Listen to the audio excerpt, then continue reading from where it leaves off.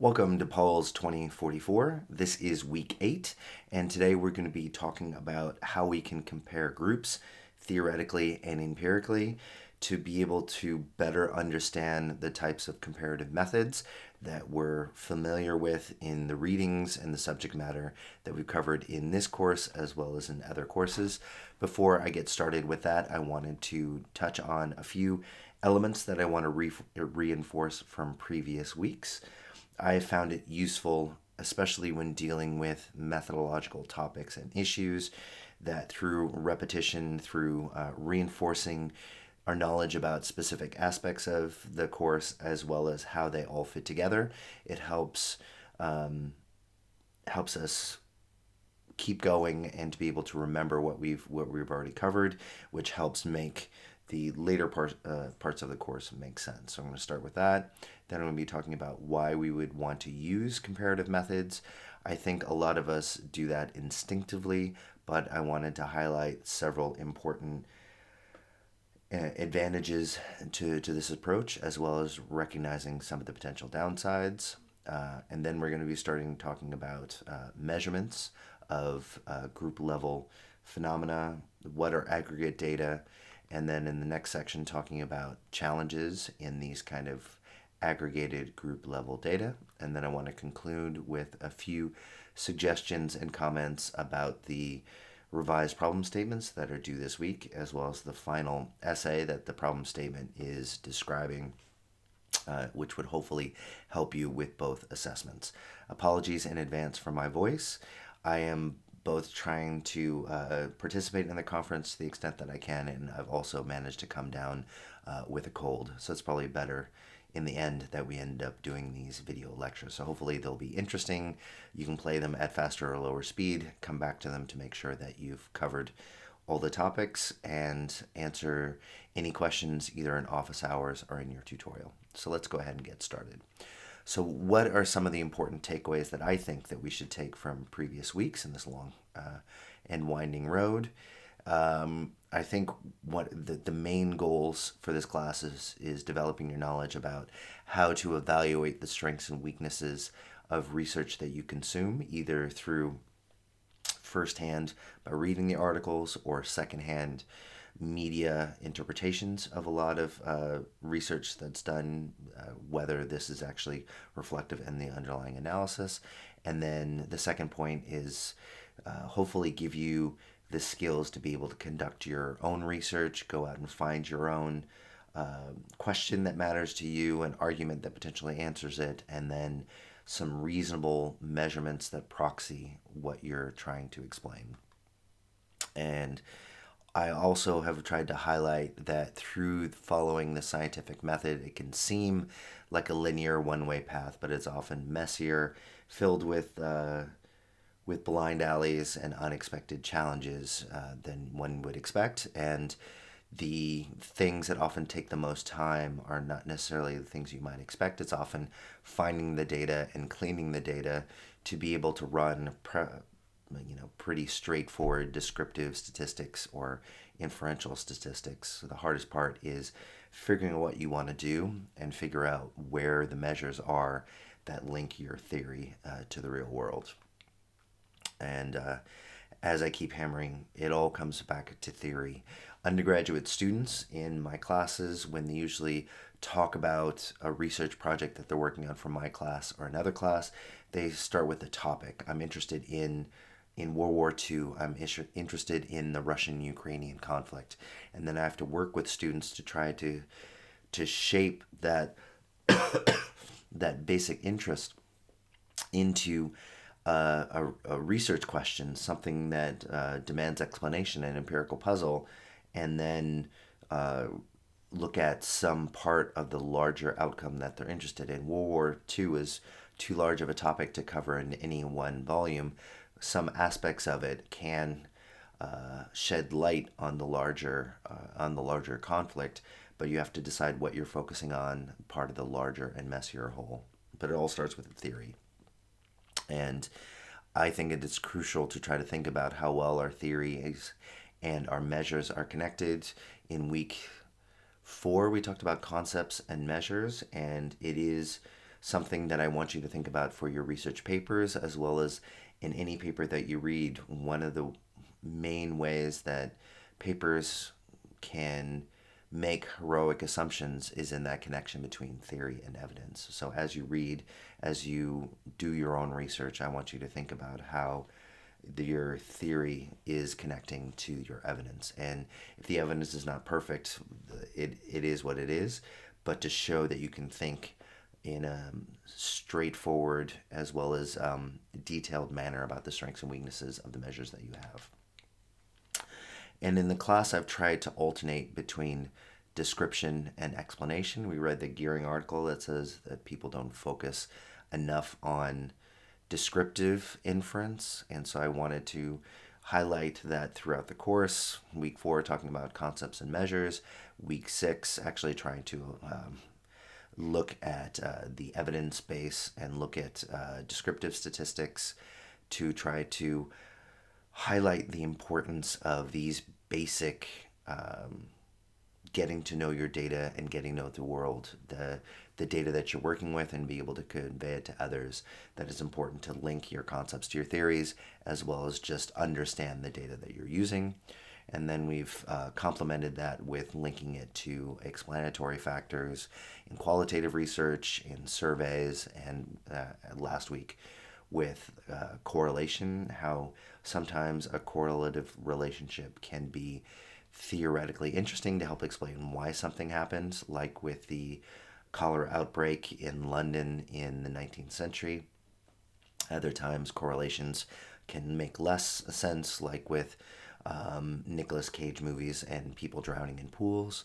And so we have to think about whether the relationships that we do find in the data have a justifiable theoretical explanation for it, because the data can show relationships, but unless you're using an experiment, you're having to draw inferences from the data and to try to connect them to your theory. They're less directly connected.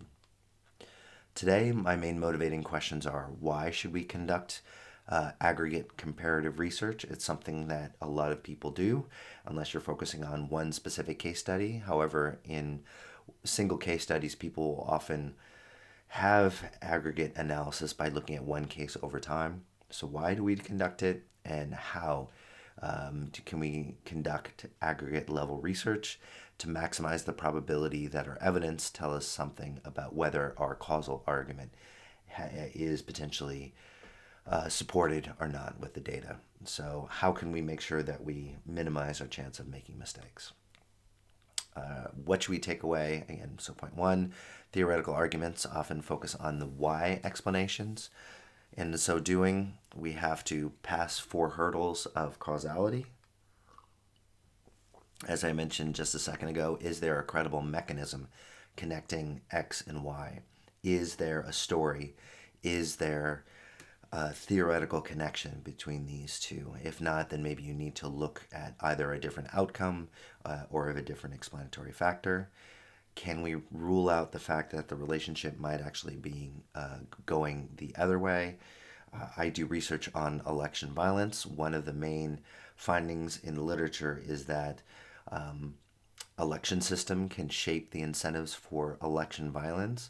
So whether it's a presidential system, whether it's a majoritarian or proportional representation system, and I think we can rule out short-term endogeneity, that because there's election violence doesn't necessarily shape the institutional structure that a country has.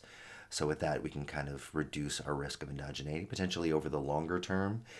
Some countries have changed their system to try to reduce potential conflicts by moving to a proportional system or to a parliamentary system, but that's over the longer term than likely our evidence would likely include. Do X and Y actually covary? If one is stationary and the other ones move, a constant really can't explain a variable unless that constant interacts with other more variable factors. So you have to make sure that both of them, there is some level of change there. And 4, have we controlled for potential spuriousness? Is there some outside factor Z that is shaping our X and our Y? So, for democracy and economic growth, there's an argument that democracy can lead to economic growth. Also, arguments saying that economic growth can make people thirst more for democracy. However, there might also be a third factor, whether it's level of economic development that shapes both democracy and how fast a country can go, or the size of the population. Is there a potential spurious factor? All these hurdles, I think, would be relevant for your final essay to address in either the not less so, I think, than the theory. You could have it in the theoretical section, but in your robustness checks section, recognize the potential risks of these hurdles and how you can explain, like with the Posner article, why you think these things are not an issue for your article, for your paper. Next point is we evaluate our theories often with limited amounts of evidence. We rarely have data on the entire world population of a specific outcome. So, a population is any group of people, organizations, objects, events, etc., about which we want to draw conclusions, and a case is a member of that population. So, let's say it is people as a population, and an individual case would be an individual person. And if you're interested about characteristics of that population and you want to get people's opinions about political leaders or a policy that the government is implementing, we rarely have the time and money, unless you're running a census, to go out and survey every member of the population, which is why you usually have to choose a sample, which is a subgroup of the population, and you ideally would have a representative sample in which the characteristics of the people in that sample are represented in roughly the same proportion as the rest of the population to minimize the potential for bias, which we talked about in a lot of detail in the survey week. There are a lot of challenges to measurement, both at an individual level as well as just at a group level, as well as generally. You want to make sure with measurements you have conceptual clarity before you go out and start looking for data. Do we know what we want to measure? Often when I talk to students trying to figure out what they want to do for their papers, they jump to the endpoint about the data and what they want to find without having a clear elevator pitch, a clear idea in their own mind about what they're arguing and what relationship they're really trying to explain. And once you can try to be clear about your question and your argument, then it allows for a much more focused argument with that conceptual clarity of where you need to look to find your measures. When you do find the measures, do they have operational reliability? Ideally, they would. Are these measures repeatable and consistent over time? We're going to be talking about reliability and validity in just a second. Conceptual validity, that relates to whether the measures that you have connect to the underlying concept that you're actually trying to measure. Democracy is one of those concepts that some people focus theoretically on different aspects, whether it's protection of smaller groups within a population or election openness for people to be candidates or to vote. What part of democracy you need to be clear about the concept to make sure that your measure actually includes those elements. How we can connect reliability and validity. Because I'm in the US, I'll use a shooting example, but in these bullseyes, you can see in the top left, your measures are unreliable and invalid. You want to try to get the measures to have the minimum amount of error conceptually and theoretically, so they should be in the center. In the one on the right, it's unreliable because they're quite spread out, but valid. If I had the choice between reliable and not valid and unreliable but valid, I would definitely choose the unreliable but valid because these errors should cancel each other out, and the relationship that you would look at in your correlation or your regression wouldn't be skewed or biased in one different way or the other. And then the bottom right is the ideal where you're really trying to measure something both reliably with a minimum amount of measurement error, and it's a valid measure that really captures what you're trying to measure without being systematically skewed. A couple of additional elements about validity. number of different types. There's face validity. On its face, does it measure what it says that it's measuring? This is one of those face validity tests is something that you would want to talk about in your papers to kind of say, yes, this, if I'm talking about economic development, on its face, GDP has that kind of face validity because it shows how much economic production goes within a country. Content validity, does a measure capture all of a systemized concept? Is there anything missing? Is there anything there that shouldn't be there? Often measures can be used for a whole bunch of different underlying concepts, and so you want to make sure that your measures are as complete as possible. Does the measure correlate with the ground truth or criterion? Those are often difficult to find in practice. With event data, they talk a bit about that. One of the data sets that I'll mention in a second, they use machines to code event data and then have humans code it as well, and they compare how closely the human's judgment is to the machine to try to make sure the human judgment would be the ground truth because they were the ones that thought about it and can think theoretically about the particular measures, and then they link the machine coded data to those human coded as a way to try to anchor it and make sure that it is capturing the same thing. And then construct validity. Do measures behave that you would think they should in the wild? Like with the coding rules, there could be something wonky in your definitions, like with Polity's measure of democracy, often something that's used to explain civil conflict onset. James Vreeland and some of his co-authors looked at those data and found out that actually the measures included parts of political instability in the measures of democracy, which caused that construct to not necessarily be valid as something that's separate and autonomous from the outcome that they're trying to look at. Next takeaway is that most of the evidence we'll look at are inherently comparative. This comparison can be across space or across time. When you think about your argument, when you think about your data, and I've met with some students already in which they want to try to include as much as possible in their data, but really their theory is comparative. They're comparing one country at one point in time to another country. They really don't have that time aspect in their theory. And in order to try to make things simple, I recommend that they just focus on that comparison across space. Others might potentially be interested in how things evolve over time, and maybe they only need one particular country, like Australia, looking at inequality or representation or policies over time. You would have that comparison of the same case but across time. So think about in what ways you can try to simplify your data gathering to as closely match the type of comparison that you're doing in your theory. In the last couple of weeks, I've also tried to talk about some statistical measures. I'm taking a break in talking about those measures for this week. Don't worry, we'll get back to it next week, but we want to try to be exposed to something new and then have it time to sink in and to practice and to think about it.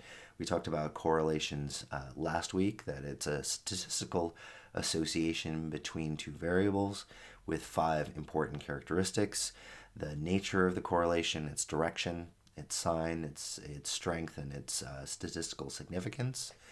And the calculations of these processes we did in class as well as in tutorial with Excel. Hopefully that gives you a bit of intuition about what it is and why it's useful and how you get scores that are larger or smaller depending on the data that you have. Interpreting it requires thinking a bit more causally. The Pearson's correlation coefficient, which we looked at last week, is a correlation between X and Y, for example, between height and weight. And so you have a distribution of people who have different heights and different weights. But what we're looking at is how closely these things are correlated. You look at how individuals are above average or below average in those different measures, you look at how much of a dispersion that is on the top as well as on the bottom, and the higher the values, the more closely they are related. And this leads us to how strong regression is going to find relations between our x's and y's are. In regression is just it's a form of looking at those derivations of individual scores from the average score, and the larger the beta, or larger the slope is between a y and an x, the more dramatic the relationship, and then you can estimate whether it's statistically significant. In this equation, you see both systematic and random errors.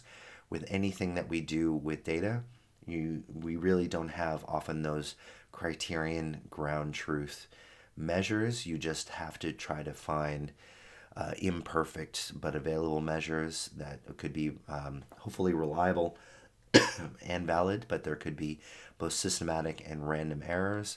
Randomness occurs in the world, whether because of measurements, the measurement that you're using, the reports or the sources that you're using. Systematic errors are more dealing with other factors that you don't include and that you don't consider. Their effect on your outcome that you care about is unmeasured, and so it ends up in the error term. One element that I don't think we really spent on that much so far this term, but that I wanted to reinforce, is the ceteris or ceteris paribus. I always pronounce it ceteris paribus assumption. It's Latin for all other things being equal, or all other things being equal. It is a fundamental assumption. Some people put them in their hypotheses. Others just assume that people know that they're operating under this ceteris paribus assumption. Is that you're abstracting away from the messiness of reality and just focusing on a primary relationship between a dependent and independent variable, and that all else being equal is either controlled for in a regression, in a multiple regression, which we're getting to at the end of the course, or that they're outside the scope of what you're looking at. They either don't have an effect on it, or you're just assuming that everything is the same. So it's important when you think about your relationship, the importance of this assumption that everything else that you're not looking at is either assumed to not have an effect, or is all else being equal. One thing that we've done over the course of the term, both with descriptive statistics and inferential statistics, is usually pair a measure and the variation around that measure, or the uncertainty around that measure. With descriptive statistics, we had the mean and standard deviation. The mean is the average value. The standard deviation shows the dispersion of values around that average value. With correlation coefficients, we had that correlation, but then we want to think about whether it's actually significant, statistically significantly different from no relationship at all. And that's why we run significance tests. We are going to run different but theoretically comparable significance tests when we start getting into comparing mean values of different samples within a population or within regression, that you have an estimate, whether it's a beta or a correlation or an R, and then you have an estimate as to whether it's statistically significant or not. And also you see with these, just simple with the correlation coefficient, you have a null hypothesis, that you assume the null hypothesis is the alternate, that you are putting forward an alternative hypothesis that there is a relationship between these two things. What you're comparing that hypothesis against is not another theory, but actually that there is no relationship. And that's one thing I think students have a hard time wrapping their heads around, is that when the evidence supports your hypothesis, your theoretical expectations in your hypothesis and your argument, and then you can say you are able to reject the null with whatever confidence level you're using for your test, that there is a relationship, and I reject the null. And it's not just saying It's not this other factor because I didn't find evidence for my factor. The way that you run this is just as the student's t-test, and you can see as the R gets higher on the top as well as with the sample, as the R and the N get bigger, as the correlation becomes stronger, and as the sample size gets bigger, the numerator gets larger, and 1 minus a larger number is a smaller number in the denominator, which means that the t-score gets larger. So as you get a stronger relationship with larger sample, you have more confidence that this is not due to chance. Data visualization we also talked about as well, and I highly encourage students who are trying to understand the data that they're working with, or to try to tell a story in their paper, to try to think about visualizing, because it's often easier to interpret a picture rather than a table, although it is useful to have summary tables, and I'll show you a bit later on. We talked about several popular visualization types: bar charts, maps, pie charts, etc. And they're important if they're a clear and accurate way of trying to tell a story, a concrete message. A couple of later things, and then we'll take a break before moving on to the next section. Our conclusions are probabilistic rather than deterministic. When I read students' writings, I tell students to write with active verbs, take as directive a stance as possible, but then also realize that what we're operating with is a probabilistic universe rather than a deterministic one in social science. This is the normal distribution here, that your conclusions are, we haven't really found that many empirical laws in political science, and so there's always going to be exceptions, either on one side of the distribution or on the other side, and it's just that your evidence by and large supports your hypothesis. And also be aware, as you're writing your papers, your potential for making type 1 and type 2 errors. I think by and large students are make the type 1 errors, the false positives, when they're making conclusions that aren't necessarily justified in the words in their paper, or when they first run statistical analyses, they are running a risk of a type 2 error because their model might be the incorrect one, or they're not controlling for potential factors. So with students' qualitative case studies, I think you're more likely to make a type 1 error. Type 2 errors would be something that we have to think about with our model specifications for our quantitative data. Significance tests, I mentioned that are a way to try to balance type 1 and type 2 errors. They can be confident with a really a pretty high probability of 95 times out of 100 that you would not make a type 1 or type 2 error, and that's why these statistical tests are useful. And I just wanted to end this section with some important takeaways. This class, things build on themselves. So if you haven't covered some of the material, I would encourage you to go back and to look at the lecture notes, watch them on Echo 360, and then we're trying to build these skills to use the descriptive and causal inference, and to show that we're sophisticated readers and arguers about the political phenomena that we care about, so that other people are more likely to find your writing interesting and compelling, and likely to change the way that they think about the world, which I think is the goal, is to try to contribute to knowledge. So that's it for that section. Now we're going to move on to a next brief section for why we should use the comparative research method.